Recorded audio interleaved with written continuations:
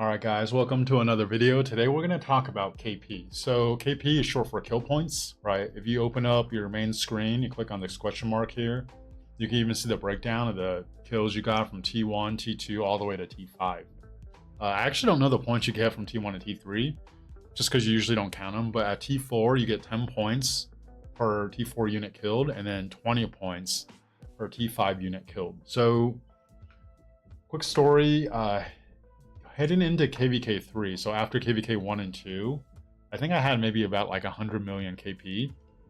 And the first time I actually even realized KP was a thing was in KVK 3. And I remember just seeing in LKC, right, there's this kingdom, not going to name the name.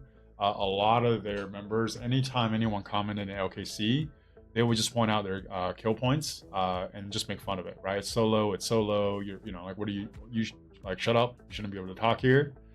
And then if someone had a higher KP, a lot of times they would just make fun of their account age, right? So it was this thing, and that was the first time it was on my radar. Being a very young player at the time and didn't know any better, I thought KP was just something that's really important, right? And getting more KP was just a sign to show that I'm a good player. And I think that mentality is still pretty pervasive in this game, okay? You know, I made a couple videos about this now. Now I'm helping out with migration in 2268. And one of the things we do, if it's like a application that we think is promising and we do a voice interview, right? If KP is all that matters, then why the hell would we have to do a voice interview? And the reason why is because there's these stats, and then a lot of times you want to actually get a feel for the player or the person to see how they get the stats, right? Because you could actually fudge it a lot. I could tell you right now, for anyone that's watching this, if you want to maximize the amount of KP you get, you want no leadership role, you don't want to be rally or garrison, and then when you're fighting, you actually want to hide in the back of the ball, picking off weaker marches. Now that recipe doesn't lead to helping out your kingdom or winning, right? It's a very, very selfish way to play. But if you really want to maximize the amount of KP you get, do that, okay? So right now, I could tell you, for a rally or garrison player, let's just talk about a garrison player, right? You're almost over specializing in one set of equipment and armaments, and then often you're just putting that set of equipment on a commander that's just sitting in a flag or a fort, and not on the field getting KP, right? It's actually a very selfless way to play if you think about it, like a garrison player, and same thing for rally players, but even more so for me, garrison players. Your KP is not going to be as high as if you were just open fielding all the time. You didn't have that responsibility. If you're a war lead, if you're doing territories, even if you're you have like different farm accounts and different alliance shells, and you're getting the door to let other members in your kingdom in, that's going to affect how much KP you get, right? And all those things are ways to really contribute to the kingdom that actually doesn't show up in the stats. And there's like I guess like a slang or like a phrase where we call people that just go for KP only, right? It's called KP chasing. And that's actually one of the worst reputations you can have, right? Because what does that signify? It signifies that, one, either you don't understand the big picture or you don't care, and you're just actually looking out for your stats. Now, having said that, this is a war game, right? The whole point is that you want to beat the other side. Something that the KP does signify is this is a zero-sum game, right? So if you're getting KP, it's going to be off of someone else. And when you're getting KP off of someone else, that person is going to have to spend resources and speeds to actually heal their units, right? So if you're trading 2-to-1, that means you're burning their resources and speeds at about a 2-to-1 rate, twice as much as you are burning, right? Now, obviously, it doesn't translate over directly because there's T4, there's T5, and how the KP works. So I'm just giving you like a general idea, right? You don't have to get into the nitty-gritty of it. Okay, so KP matters because if you can't get any KP, that means you're just not on the field fighting. You're not actually on the field contributing to your side, whether dominating the open field or being able to secure objective, and you're not actually doing your part in helping drain the other side. But there's also a lot of selfish ways where you're getting KP that's actually not helping your kingdom, and it might not show up in the stats, right? Because KP is KP, but anyone that play with you and is paying attention will know.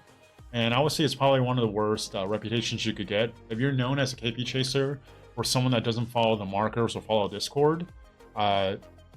If you're applying to 2268 and I ask someone from your kingdom, hey, what do you think about this player? And they tell me, hey, that's a KP chaser. Even the stats look impressive. I'm not going to want that person to be my teammate and play with that person. Okay. Now, even more importantly, you shouldn't not do something because other people will think badly of you. Okay. I could tell you right now, no matter how much stats you get, the feeling of actually contributing to a bigger cause, working together as a team, and then giving it all you got is going to be way more satisfying, right? Now, sometimes you don't win. That's okay. Ideally, you win. Like, I hate losing, right? But playing to actually win and help your kingdom is always going to be a lot more satisfying. And then another way to think about it is the people that are around you that get to experience that, they're going to appreciate you a lot more, and you're going to be a value added. Like, I personally own a business, and it's going on 11 years now. Quote unquote, like, the problems I have to deal with from people, it's usually like the same, like 10% of the people that I have to deal with, right? Like, it's like you can either be a person that is helping solve problems and making life easier and better for everyone else, or you could be a person that you don't show up on time, you don't do what you're supposed to do, you get upset at stuff and you create drama, and then you're the one that's actually causing leadership or other people to have to deal with the problems, right? And all those things can't necessarily be measured in KP, and it's actually just as important or more important than just what your KP number is. You know, on my last video, talking about our KVK loss, I mentioned Only Farmer, right? She's another content creator. A lot of you know her. She was like the unsung hero in that KVK, right? I think she got like 1.4 bill KP, which is good, right? It's really good, more than like way above whatever the minimum requirement is. But she was getting the door.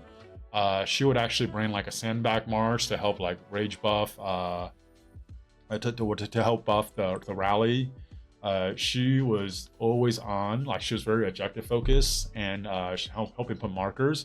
All those things you might not be able to measure it as far as stats, but anyone that played in the KVK on our side in 2268, we all know how valuable and how much you contributed, right? Like, there is a lot more to contributing to this game than just your KP. So is it important? Yes.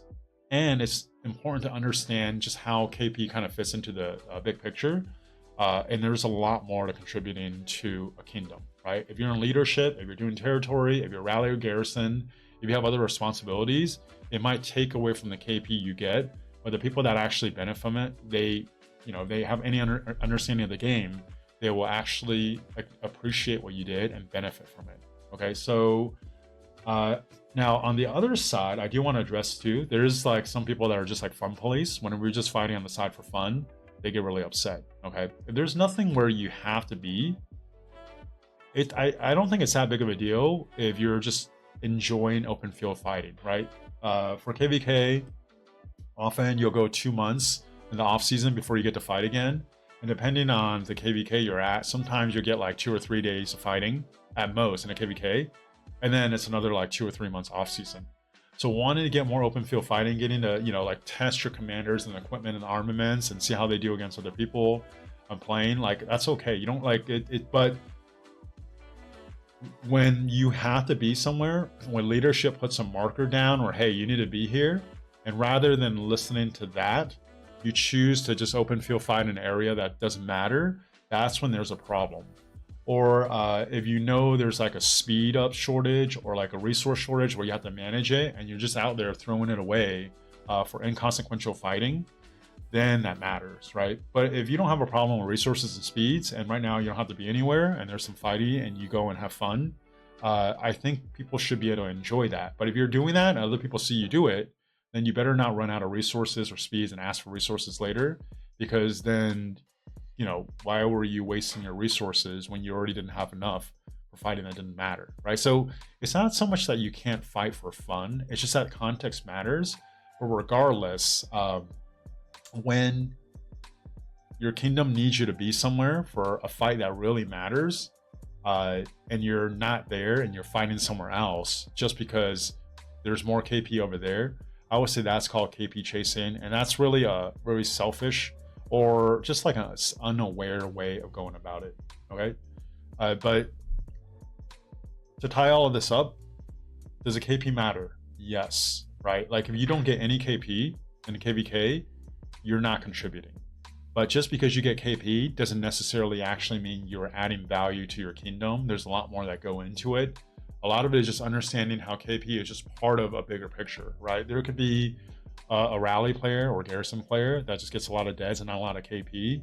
I would actually make an argument that in a lot of ways, actually not in a lot of ways, usually that player is actually contributing a lot more to the kingdom than the player that was just open fielding only and got a lot more KP. Okay, this is just something to think about. A lot of times, you know, whether you're a newer player, right? Like in my position when I was in KVK 3, I didn't know any better.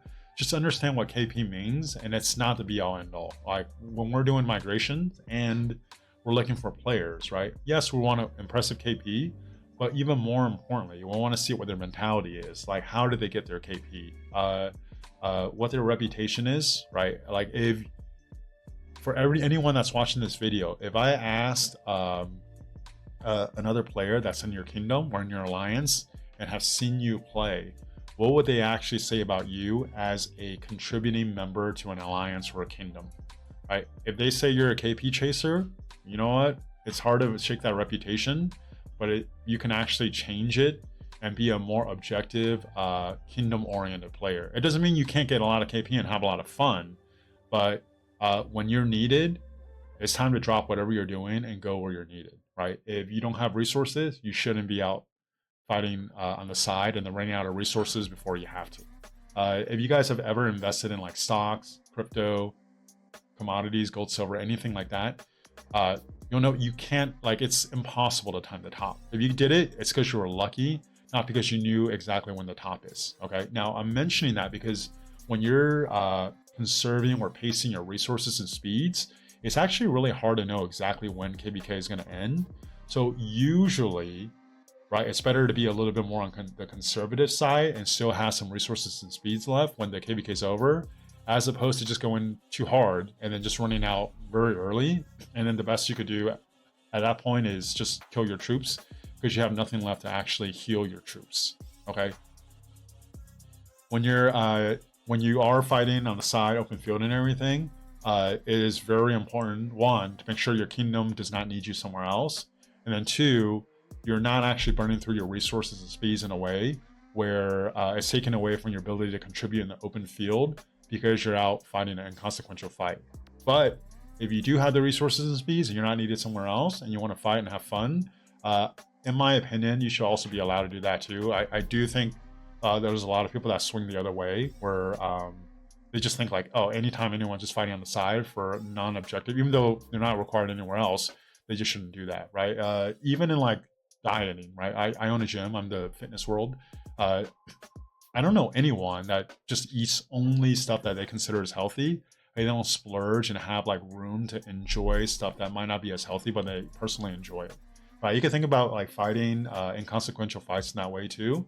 There's the right time and place to do that. There's going to be a lot of opportunity to do that. Just don't be doing that when your kingdom requires you to be somewhere else. Okay, so it's kind of a rant, but also just some thoughts on KP, kill points, and hopefully if you're watching this, if you're in leadership, you could help your kingdom members understand this. If you do this, it's not ever too late to change it.